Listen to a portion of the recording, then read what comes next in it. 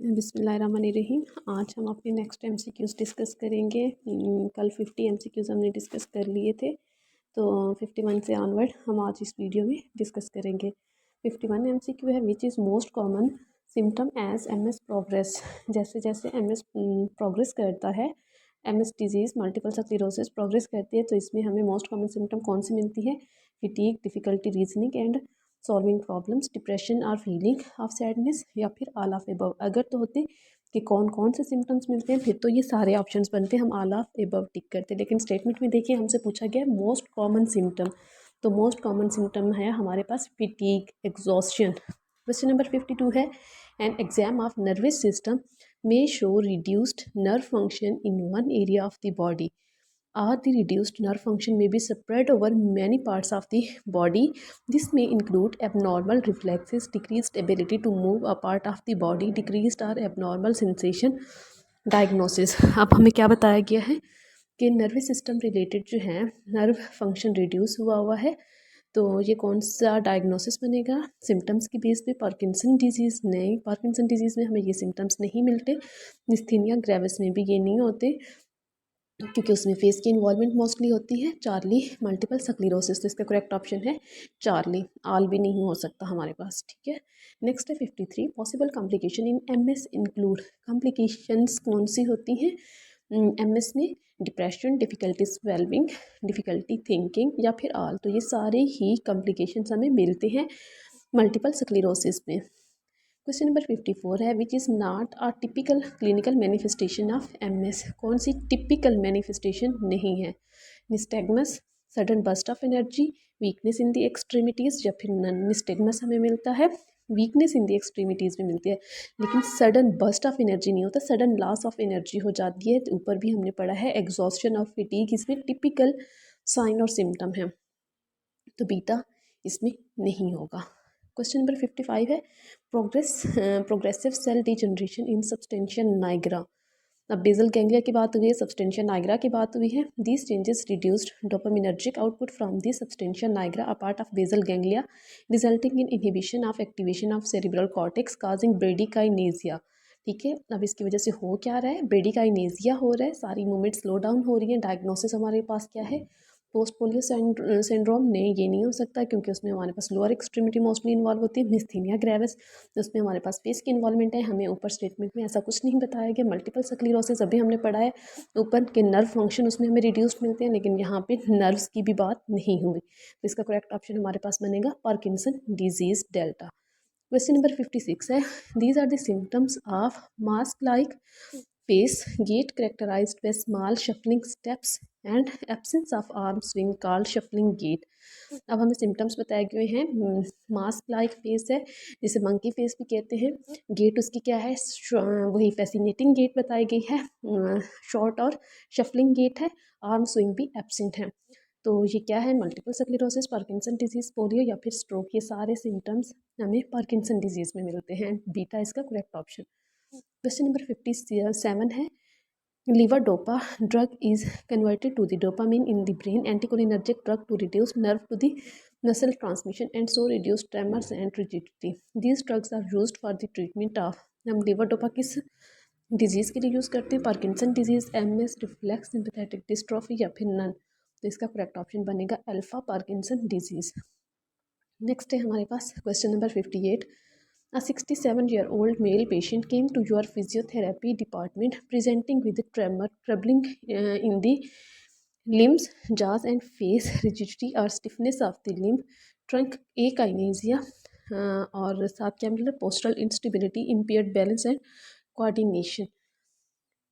अब क्या है हमारे पास? ट्रेमर्स हैं, ट्रेमलिंग गेट है, रिजिडिटी भी मिल रही है, स्टिफनेस भी है, और एक आइनेजिया भी है। ये सारे सिम्टम्स हमें मिलते हैं पार्किंसन डिजीज़ में। Trap word, T for tremor होता है, R for rigidity, A for akinesia, और पी से होता है हमारे पास पोस्टरल इंस्टेबिलिटी। तो ये ट्रैप निमोनिक जो है हमारा इसमें कंप्लीट हो रहा है स्टेटमेंट में ही, तो ये अंडरस्टूड है। क्या डायग्नोसिस बनेगा? पार्किंसन डिजीज़, अल्फा इसका करेक्ट ऑप्शन है। क्वेश्चन 59 है, what are the cause of mononeuropathy. Mononeuropathy की कौन सी काजेज है इनमें से? ट्रॉमा, इन्फेक्शन, मेटाबॉलिक, या फिर ऑल। तो ये सारी काजेज हो सकती हैं मोनोन्यूरोपैथी। मोनो मीन वन, जिसमें एक ही नर्व की इन्वॉल्वमेंट होती है। क्वेश्चन नंबर 60, टाइप्स ऑफ मोनोन्यूरोपैथी, इसमें से कौन सी टाइप है मोनोन्यूरोपैथी की? Ulnar neuropathy, carpel tunnel syndrome, tarsal tunnel syndrome या फिर आर। तो हमें पता है कार्पल टनल में कार्पल वही हमारे पास अल्नर नर्व इन्वॉल्व होती है, टार्सल में हमारे पास मीडियन नर्व इन्वॉल्व होती है। तो इसका करेक्ट ऑप्शन होगा ऑल ऑफ एबव। क्वेश्चन 61 है, अ 29 years old presthesia of thumb, index and middle finger, weakness of the abductor pollicis brevis, tingling finger, weak thumb, वही एबडक्टर पोलिसिस ब्रेवस मसल की atrophy हुई हुई है। What is the diagnosis? तो abductor pollicis brevis हमारे पास थिनार muscles बनाते हैं, थिनार बनता है, उसकी एट्रोफी मिल रही है। तो इसका डायग्नोसिस पूछा हुआ है, अल्नर न्यूरोपैथी है, कार्पल टनल सिंड्रोम है, टार्सल टनल सिंड्रोम है या आर। इन्वॉल्वमेंट हम देखेंगे हैंड में थंब की है, इंडेक्स फिंगर की है, मिडिल फिंगर की है। तो ये तीन फिंगर्स, ये हाफ जो आपका लेटरल हैंड है, ये कब इन्वॉल्व होता है? कार्पल टनल सिंड्रोम में, ठीक है, क्योंकि जो मीडियन नर्व होती है इन्हीं को सप्लाई कर रही होती है। इसका करेक्ट ऑप्शन होगा बीटा। क्वेश्चन 62 है, it causes weakened ability to move the foot. Foot drop हो गया, वीकेंड, टॉर्सिफ्लेक्शन एंड इवर्जन। जब भी फुट ड्रॉप होता है तो प्लांटर फ्लेक्शन में होता है और इन्वर्जन में होता है। क्वेश्चन में there can be loss of sensation in the parts of lower leg and foot, this include. तो हमारे पास ये क्या होगा? Ulnar neuropathy. अल्नर तो हमारे पास अपर एक्सट्रीमिटी है, कम कार्पल टनल सिंड्रोम ये भी अपर एक्सट्रीमिटी है, टार्सल ये भी हमारे पास अपर एक्सट्रीमिटी की सिंड्रोम है। तो इसका करेक्ट ऑप्शन हमारे पास बनेगा पेरोनियल मसल एट्रोफी। ये लेग मसल्स होते हैं, लेटरल लेग मसल्स को हम पेरोनियल मसल्स कहते हैं। फुट ड्रॉप हो रहा है, डेल्टा इसका करेक्ट ऑप्शन है। Question number 63, motor paralysis with और without sensory symptoms, higher sensation is preserved, areflexia, legs more involved than arms, may have trouble swallowing or with airway requiring ventilation। तो ये हमें symptoms कुछ बताए हुए हैं कि उसकी जो सेंसेशन है वो प्रिजर्व्ड है, लेग जो है वो ज़्यादा इन्वॉल्व है as compare to upper extremity, areflexia है और उसे स्वेलिंग में डिफ़िकल्टी है, डिस्फेजिया है और वेंटिलेशन भी है। तो इसका डायग्नोसिस क्या है? ये किस में हमें सिम्टम्स सारे मिलते हैं? GBS, गुलियन बैरी सिंड्रोम है, CTS, carpal tunnel syndrome, both A and B या फिर नन। तो इसका करेक्ट ऑप्शन होगा GBS। CTS में ऐसा कुछ भी नहीं होता, ना तो हमारी वेंटिलेशन कॉम्प्रोमाइज्ड होती है और ना ही लेग्स इन्वॉल्व होते हैं। तो correct option alpha. Question 64, these are the symptoms of which disease. अब सिम्टम्स कौन से हैं? कोल्ड इंटॉलरेंस है, स्लीप इम्पेयरमेंट है, स्पीच डिफ़िकल्टी है, डिस्पेजिया है और रिस्पायरेटरी डिसफंक्शन है। CTS में हमें ये सिम्टम्स नहीं मिल सकते क्योंकि वो ही रीजनल सिंड्रोम है हमारे पास। तो इसका करेक्ट ऑप्शन होगा पोस्ट पोलियो सिंड्रोम के ये सिम्टम्स हैं अल्फा। क्वेश्चन 65 है, post polio syndrome is rarely life threatening but severe muscle weakness can lead to complication. तो अगर सीवियर मसल वीकनेस हो जाए तो इसमें से कौन सी कॉम्प्लिकेशन मोस्ट कॉमन होगी? पोस्ट पोलियो सिंड्रोम में फॉल है, मेल न्यूट्रिशन है या फिर नमोनिया। तो इसका करेक्ट ऑप्शन होगा फॉल, क्योंकि सीवियर मसल वीकनेस है ना, तो लोअर लिम्ब के मसल्स जो हैं वो सपोर्ट ही नहीं कर पाएंगे बॉडी को, वेट बेरिंग ही नहीं होगी। अच्छा, इसके बाद है हमारे पास question 66, Bell's palsy is a sudden weakness और paralysis of muscle on one side of the face due to malfunction of seventh cranial nerve. This nerve moves facial muscle, stimulates salivary and tear glands, detect testes and controls a muscle involved in hearing. Which of the following is often first symptom of Bell's palsy? तो इसमें से हमें first symptom कौन से मिलते हैं Bell's palsy में? Numbness of limbs है, pain behind ear, sudden sour taste in mouth, tingling sensation around the nose. इसका करेक्ट ऑप्शन है beta, pain behind one ear. ये मोस्ट कॉमन सिम्टम है पेशेंट। इसके बाद है question number 67, which of the following is a very common cause of facial nerve palsy including Bell's palsy. कौन सी most common cause है facial nerve की? N accident involving the face और head, GIT, distress such as constipation, high blood pressure या फिर viruses. तो इसका correct option है मोस्ट वेरी कॉमन काज है तो वायरसेस, क्योंकि ये मोस्टली वायरल इन्फेक्शन की वजह से ही होते हैं। क्वेश्चन 68 है, which of the following statement about the prognosis and treatment of Bell's palsy is not correct. कौन सी स्टेटमेंट बेल्स पॉल्सी के ट्रीटमेंट और प्रोग्नोसिस के लिए ठीक नहीं है? Antiviral drugs are sometimes given but their effectiveness is unclear. Beta है, if administered within 48 hours of first symptom, corticosteroids may reduced nerve swelling. Charlie है, when facial paralysis is partial, most people recover fully within months with or without treatment. Delta when facial paralysis is total, full recovery never occurs. तो इसमें से कौन सी है हमारे पास statement correct नहीं होगी? Delta when facial paralysis is totally, full recovery never occur. Question number 69 है facial nerve, seventh cranial nerve है हमारे पास। Palsy is now considered a clinical syndrome with its own different diagnosis, differential diagnosis. About half the cases of facial nerve palsy are idiopathic. However, evidence suggests that most of these cases are caused by which of the following? तो most common कौन सा virus involve होता है इसमें? Herpes zoster है, herpes simplex virus है, none है, या फिर साइटोमेगेलो वायरस। तो इसका करेक्ट ऑप्शन है herpes simplex virus beta. Question number 70. Which of the following may be impaired if the nerve lesion is proximal to the geniculate lesion? अब proximal हो या at the level of geniculate ganglion हो, तो इसमें हमें कौन सा सिम्टम मिलता है? लैक्रिमेशन, साइट, स्मेल या फिर विजन।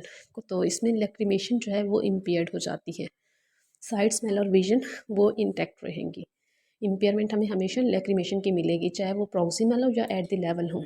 क्वेश्चन नंबर 71 है in idiopathic facial nerve palsy, the extent of nerve damage determines the outcomes. If some nerve function remains full recovery typical occurs within several months. Which of the following therapies result in faster recovery if begin within 48 hours after onset of symptoms?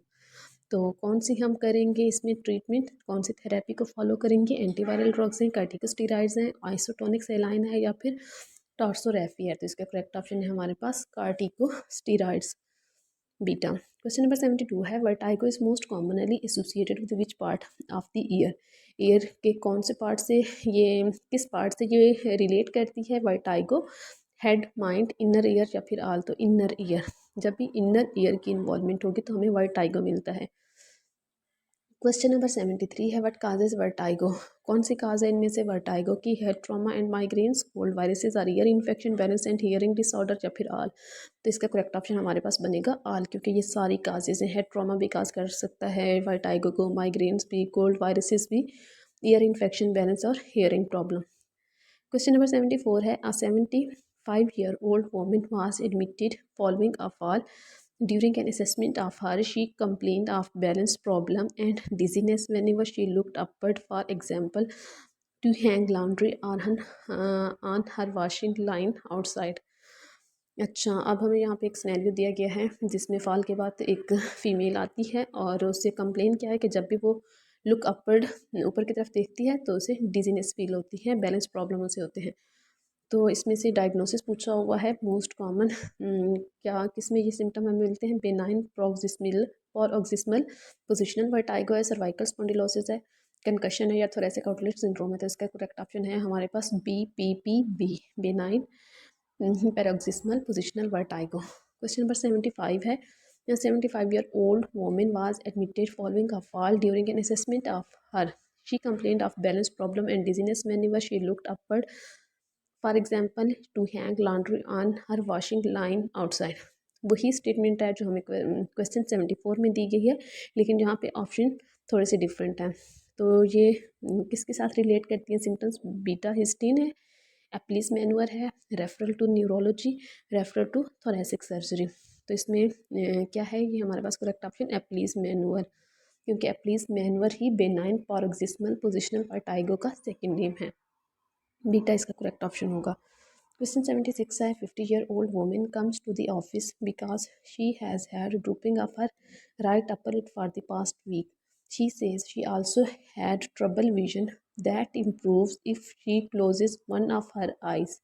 After physical examination, Myasthenia gravis is suspected. Which of the following is the most appropriate test to confirm this diagnosis?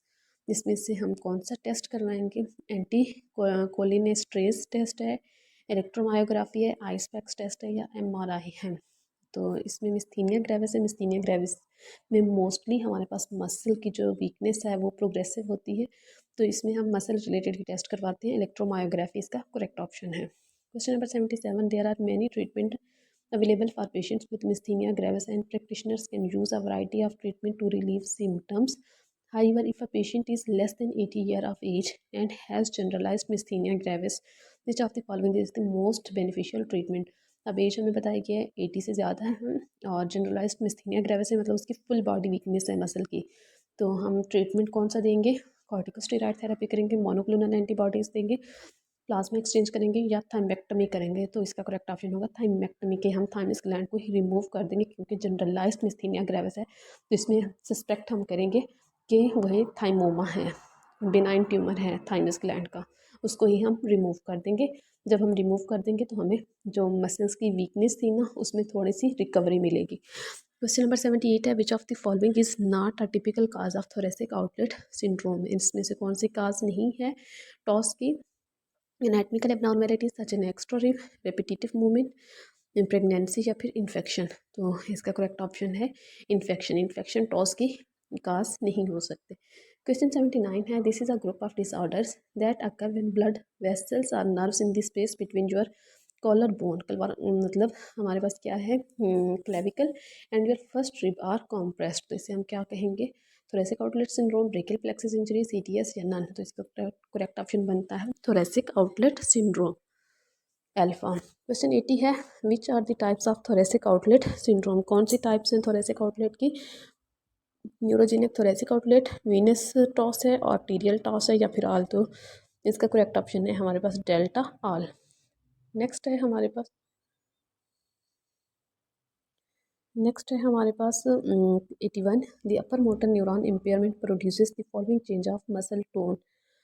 जब भी upper motor neuron lesions होते हैं तो हमें इसमें से muscle की tone कौन सी मिलती है? फ्लैसिड मतलब कम हो जाती है, स्पास्टिसिटी ज़्यादा हो जाती है, कॉग्वेल रिजिडिटी या फिर मायोक्लोनिया। तो इसका करेक्ट ऑप्शन है स्पास्टिसिटी हमें हमेशा मिलती है। क्वेश्चन 82 है, the presence of ptosis suggest damage to the cranial nerve. Ptosis वही ड्रूपिंग ऑफ आईलिड होता है, तो ये किसके साथ एसोसिएट करता है, कौन से क्रेनियल नर्व के साथ? फोर्थ, फिफ्थ, थर्ड या फिर सेवन्थ। तो इसका करेक्ट ऑप्शन है हमारे पास थर्ड, ओकुलोमोटर नर्व की वजह से टॉसिस होते हैं। Question 83, does the temperature and pin sense loss usually develop with disease in. Temperature और पिन प्रिक है, तो ये हमारे पास क्या है, असेंडिंग ट्रैक के थ्रू जाएंगे। और कौन सा ट्रैक इसको लेके जाता है? हमने पहले भी पढ़ा है, interior horn of the spinal cord है, posterior horn of the spinal cord है, लेटरल हॉर्न है या फिर posterior column of the spinal cord. तो इसका करेक्ट ऑप्शन है हमारे पास beta, posterior horn of the spinal cord में कार्ड के थ्रू ये ब्रेन तक जाते हैं, तो उसी में ही हमें ये मिलेगा। क्वेश्चन 84 है, in initial stage of Parkinson disease the most typical involuntary movement is the following. हमें इनिशियल स्टेज में कौन सी इनवॉलेंट्री मूवमेंट मिलती है? कोरिया है, एथिटोसिस है, एथिटोसिस टीएच होगा, ट्रेमर्स हैं या फिर डिस्टोनिया। तो इसका करेक्ट ऑप्शन है हमारे पास चार्ली, ट्रेमर्स हमें मिलते हैं पार्किंसन डिजीज़ में। क्वेश्चन नंबर 85 है, dysphagia, dysphonia, dysarthria together with tongue atrophy and depressed gag reflex is called like following. तो इसे हम क्या कहते हैं? Palsy, Bell's palsy, pseudobulbar palsy या फिर बल्बस ऑल्फैक्टेरियस। तो ये सारी चीज़ें हमें कब मिलती हैं? डिस्पेजिया भी हो रहा है, डिस्फोनिया है, डिसआर्थरिया है, ये हमें पालसी में मिलेगी। ठीक है, इसका नेक्स्ट है हमारे पास अल्फा, इसका होगा करेक्ट ऑप्शन बल्बर पालसी। 86 है, carpal tunnel syndrome is painful compression of median nerve as it passes through the carpal tunnel in the wrist. Which of the following causes of carpal tunnel is the most common? इसमें से कौन सी cause most common है? Improper, most common का फिर पूछा गया है। Improper positioning of computer keyboard, prolonged exposure to the vibrating tools, repeated forceful movement of the wrist या फिर unknown.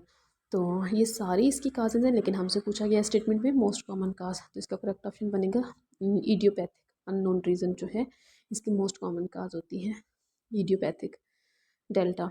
Question 87, which of the following is the most common method for diagnosis CTS. तो कौन सा most common method है CTS को diagnose करने का? Nerve conduction studies, physical examination of hand, ultrasonography of the median nerve, X ray studies of the hand and wrist. तो इसका correct option है हमारे पास physical examination of the hand, beta. Next 88 है, a 50-year-old woman comes to the office because she has had numbness, tingling and severe pain in first three fingers of the right hand for the past 6 months. She says the pain is so severe that it keeps her up at night. She has tried taking over the counter non-steroidal anti-inflammatory drugs, but they have not provided relief. Physical examination shows atrophy and weakness of the muscle in the hand. Carpal tunnel syndrome is diagnosed. Which of the following is the most appropriate visit? अब CTS के लिए most appropriate treatment क्या है हमारे पास? Alpha है injection of corticosteroids into carpal tunnel. Second है हमारे पास surgical removal of band of the fibrous tissue placing pressure on the median nerve. Charlie है यूज़ ऑफ रिस्ट स्प्लिंट या डेल्टा है इम्प्रूव्ड पोजिशनिंग. तो हम स्टेटमेंट में देखेंगे 6 मंथ है मतलब उसकी क्रोनिक स्टेज में चली गई है तो इसका मोस्ट अप्रोप्रिएट ट्रीटमेंट हमारे पास बीटा होगा surgical removal of band of the fibrous tissues placing pressure on the median nerve. हम सर्जिकली इसको ट्रीट करेंगे. क्वेश्चन 89 है in patients who have complex regional pain syndrome as a result of stroke which of the following treatment is most likely to substantially decrease pain. अच्छा अब क्या है हम कौन सी थेरेपी करवाएंगे पेन को रिड्यूस करने के लिए? मिरर थेरेपी है, ओरल ओपियाइड्स है, रीजनल सिंपैथेटिक ब्लॉकेड है या फिर ट्रांसक्यूटेनियस इलेक्ट्रिकल स्टिमुलेशन. हमसे पूछा गया है ट्रीटमेंट का तो इसमें मिरर थेरेपी हम मिरर थेरेपी करवाते हैं. अल्फा इसका करेक्ट ऑप्शन होगा. क्वेश्चन 90 है the FIM functional independence measure physical psychological and social function specific items tested FIM. तो इसमें हम क्या क्या देखते हैं FIM? ये हमारे पास स्केल है self care transfer locomotion cognition या फिर ऑल. तो इसका करेक्ट ऑप्शन है हमारे पास डेल्टा ऑल. ये सारी चीज़ें ही हम FIM में देखते हैं. क्वेश्चन 91 है फैसिलिटेशन टेक्निक इंक्लूड्स. इसमें से कौन सी है facilitatory technique? Quick stretching taping vibration approximation both या फिर नन. तो करेक्ट ऑप्शन है हमारे पास बोथ. ये सारी ही फैसिलिटेटरी टेक्निक्स हैं. क्वेश्चन 92 है 66-year-old female patient came to the physiotherapy clinic and your clinical supervisor uses a blunt item such as your fingertip, draw a number across the palm and ask the patient to identify it. So what it checked through this? तो अब इसमें strength उसने check की है sensation ग्राफेस्थीसिया या फिर स्टीरियोग्नोसिस. स्टीरियोग्नोसिस तो shape होता है जो हम पेशेंट से आइज क्लोज करवा के पूछते हैं. तो ये क्या है उसने कोई नंबर लिखा है उसकी पाम पे और फिर पूछा है. इसका करेक्ट ऑप्शन होगा ग्राफेस्थीसिया चार्ली. क्वेश्चन 93 है positioning the patient on the involve side is also beneficial. जब हम पोजिशनिंग करते हैं पेशेंट की इफेक्टेड साइड पे तो क्या है इसका बेनिफिशियल?